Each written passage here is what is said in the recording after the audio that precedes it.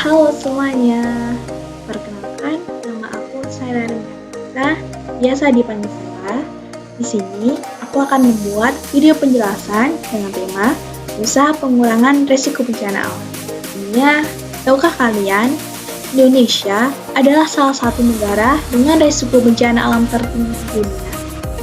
Mulai dari gempa bumi, banjir, hingga letusan gunung berapi. Tapi tenang, dalam video kali ini, kita akan belajar bagaimana cara mengurangi risiko bencana alam tersebut.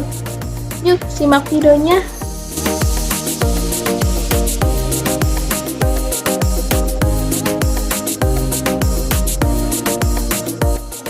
Kita melangkah lebih jauh, apa sih sebenarnya yang dimaksud dengan pengurangan risiko bencana?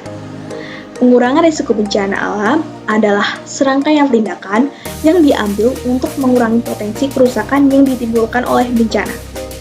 Ini bukan hanya soal bagaimana kita merespon, akan tetapi juga bagaimana kita mengantisipasi dan mengurangi kerentanannya.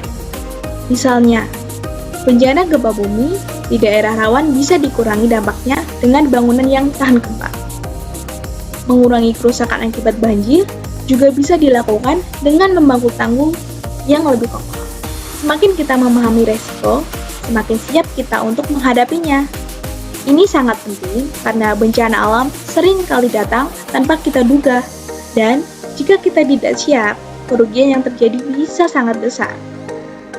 Nah, bagaimana sih caranya mengurangi risiko bencana alam? Berikut ada 5 langkah utama. Yang pertama, ada identifikasi dan pemetaan risiko. Untuk mengetahui apa yang ada di sekitar kita. Apakah daerah tempat tinggal kita rawan gempa, banjir, atau tanah longsor?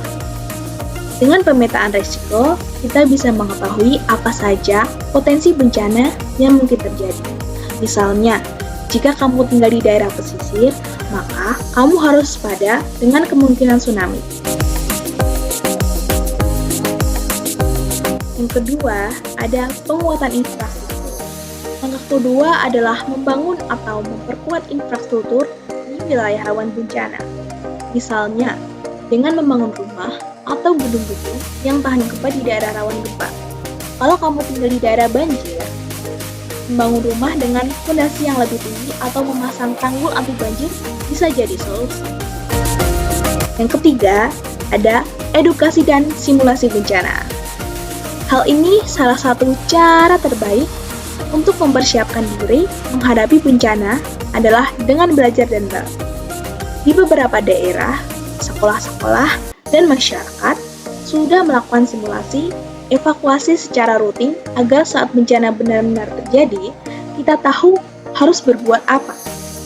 Selain itu, informasi tentang bagaimana menghadapi bencana, seperti cara berlindung saat gempa terjadi atau cara menghindari banjir, harus selalu disebarluaskan kepada masyarakat.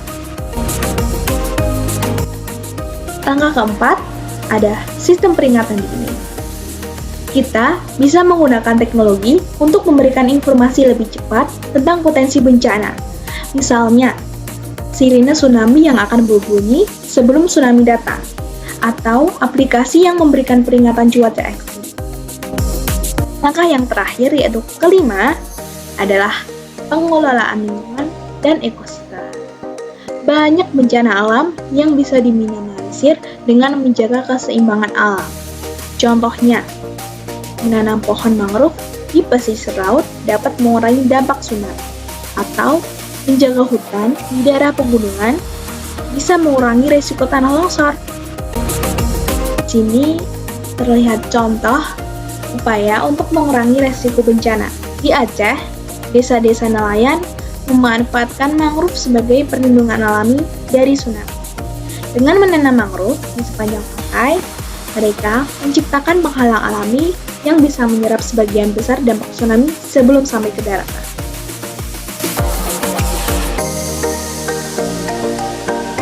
Jadi, teman-teman, pengurangan risiko bencana bukan hanya tugas pemerintah, tapi tanggung jawab kita semua.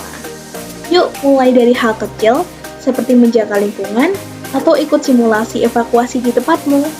Karena dengan bersiap, kita bisa melindungi diri dan orang-orang tercinta. Segitu saja video dari aku. Jangan lupa untuk menyebarluaskan informasi ini agar semakin banyak orang yang sadar dan siap menghadapi bencana. Ayo bersama-sama kita buat dunia lebih aman. Terima kasih. Bye-bye.